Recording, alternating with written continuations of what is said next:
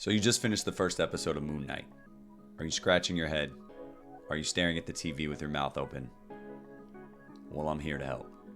You're all so nerdy, it makes me physically ill. Welcome back to the channel, everyone.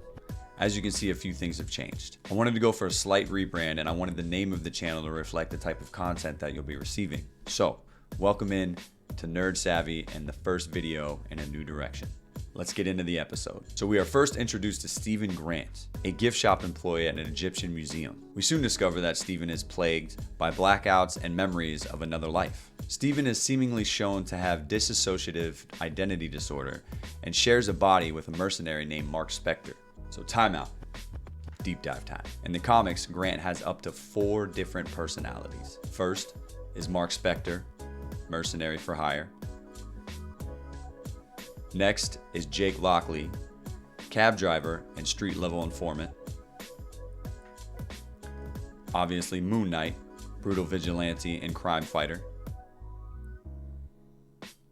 And finally, Mr. Knight, who wears a costume similar to Moon Knight and acts as the official representative and correspondent on Moon Knight's behalf to the police. But wait, there's even more confusion. Mark Spector is actually the host personality in the comics, and Stephen Grant is a millionaire who provides all the finances for Moon Knight's gear and gadgets. I know, wild. There's a lot going on. All right, back to the episode. So the majority of the episode is spent with Stephen and Mark navigating their complex identities while evading their enemies that seem to be working for powerful Egyptian gods. What I like most is, unlike most Marvel shows that have been released to Disney Plus so far, Moon Knight felt like a true introduction to a new character.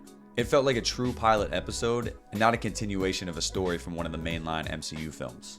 The episode was gripping, it kept you constantly engaged, and it really kept you wanting to find the answers to the questions it was posing. The other Disney Plus shows released so far didn't have to try as hard. They didn't try as hard to grip you in, to reel you in, because they already had established characters that we know and love, and we were invested in them no matter what the speed of the show.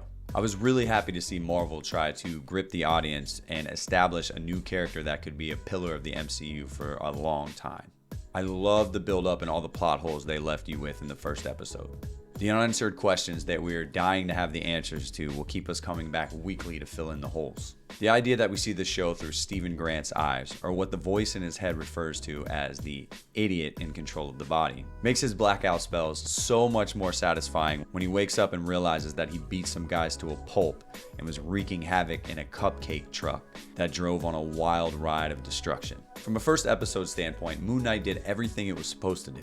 It left you with questions, it gave you a story you were interested in, and characters you were willing to invest your time into.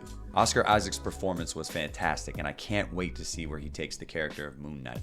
Thank you so much for sharing your time for another video. Remember, if you enjoyed this content, remember to drop a like, consider subscribing if you aren't already, and I am so excited to have the new brand established. Welcome here to Nerd Savvy, and I will see you on the next one.